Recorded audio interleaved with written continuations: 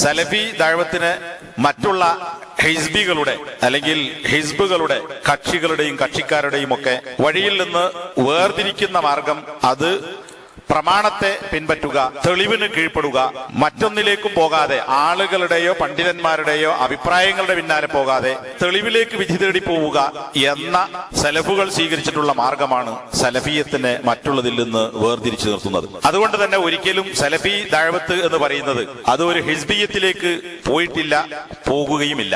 കാരണം മുകളിൽ പറഞ്ഞ പ്രമാണം എന്ന് പറയുന്നത് ഖുർആനും ഹദീസും ആണ്. ഇത് രണ്ടും മുറുകെ പിടിച്ച് അത് പിൻപറ്റുക എന്ന മാർഗത്തിലൂടെ സഞ്ചരിക്കുമ്പോൾ ഒരിക്കലും സലഫികൾക്ക് ഹിസ്ബികളാകാൻ സാധിക്കുകയില്ല. സലഫി എന്ന പേരിൽ അറിയപ്പെടുന്ന ആളുകൾക്ക് പിഴവുണ്ടാകാമെങ്കിലും സലഫിയത്ത് എന്ന് പറയുന്ന മൻഹജിന് ഒരിക്കലും പിഴവുണ്ടാവുകയില്ല. കാരണം സലഫികൾ എന്നറിയപ്പെടുന്നവരോ പറയുന്നവരോ ആയ ആളുകളൊന്നും മഅ്സൂമുകളല്ല. എന്നാൽ സലഫിയത്ത് എന്ന് പറയുന്ന ആ മാർഗം മഅ്സൂമായ നബി സല്ലല്ലാഹു അലൈഹി വസല്ലമ പഠിപ്പിച്ചു തന്നിട്ടുള്ള ഖുർആനിനെയും സുന്നത്തിനെയും പിൻപറ്റുക എന്നതാണ്. അതുകൊണ്ട് തന്നെ സലഫികളുടെ മൻഹജിന് പിഴവ് പറ്റുകയില്ല. സലഫികൾ എന്ന് പറയുന്നവർക്ക് പിഴവ് പറ്റാം.